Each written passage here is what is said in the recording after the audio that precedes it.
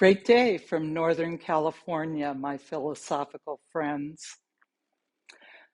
I think of the practice of philosophy as an exercise in supposing as a prelude to meaningful, beneficial action.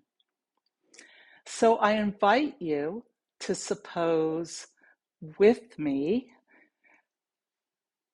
first using the language of words and then using the language of music.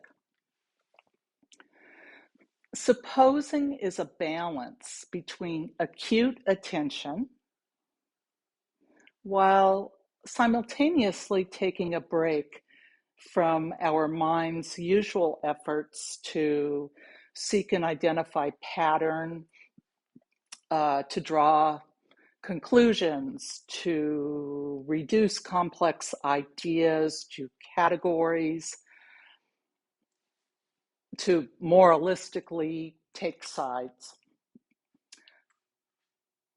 Let's all just pause in the face of this urgent disambiguation of the meanings contained in this moment. Because we can see, we can listen, and we can still pre-verbally and pre-categorically know. This is where, I think, beauty enters the picture.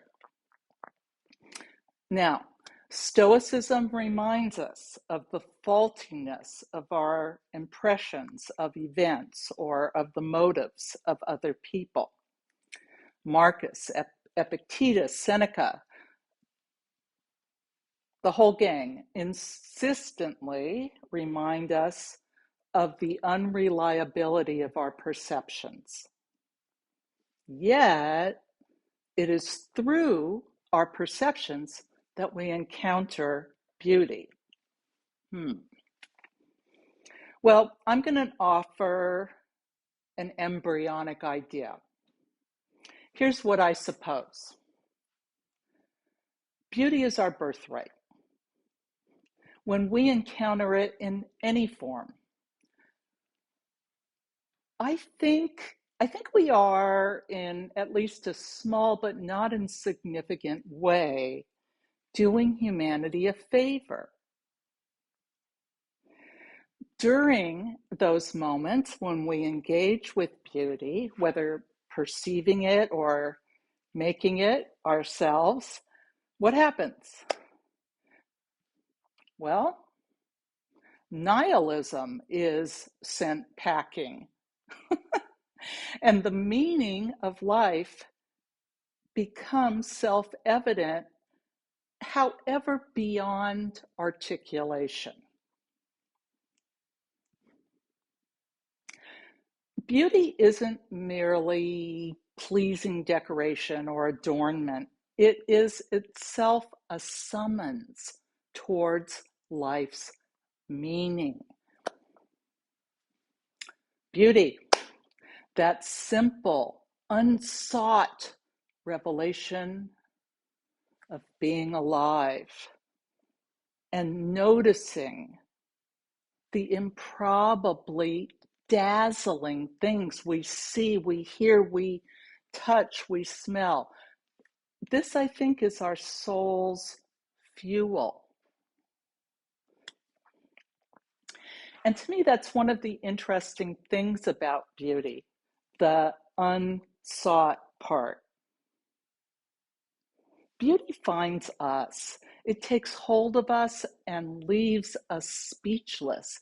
It transports us from where we are to a higher and deeper and fuller experience of where we actually are.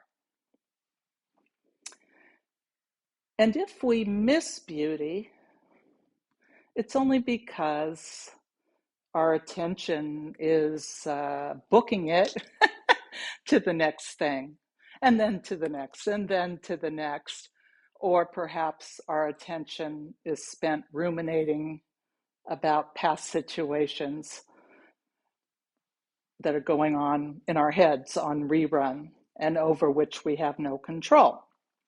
So, beauty finds us. But does that mean we're at its mercy? That it will only come and go as it pleases?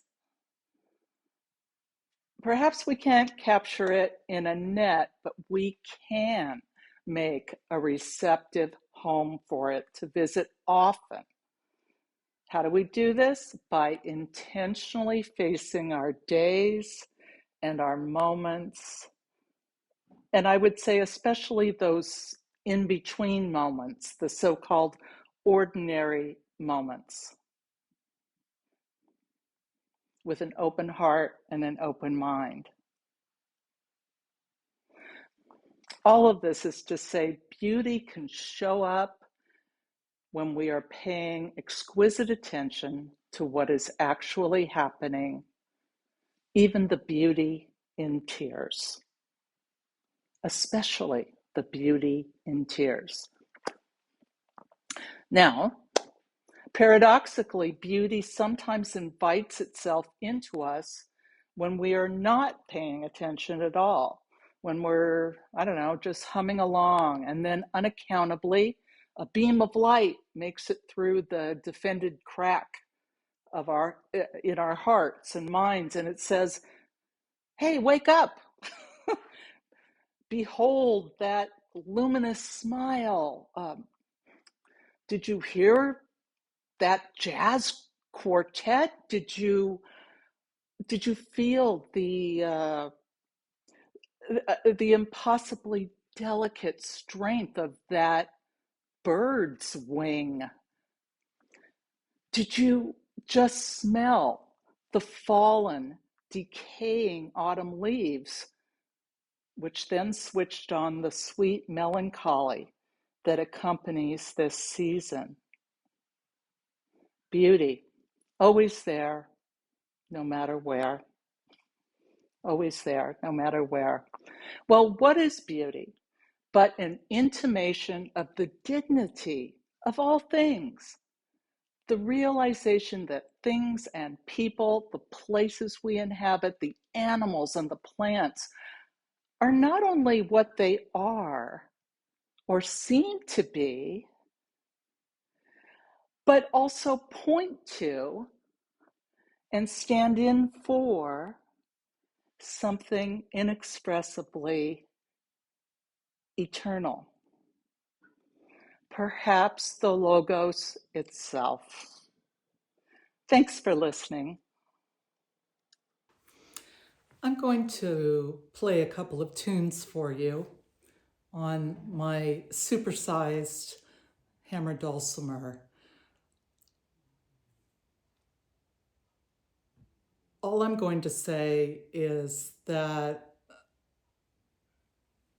the Stoic ideals of showing up for one's duty and of playing one's role in life have informed my life as a musician, because I feel it is my duty to liberate the beauty of this instrument. So let's see what comes out.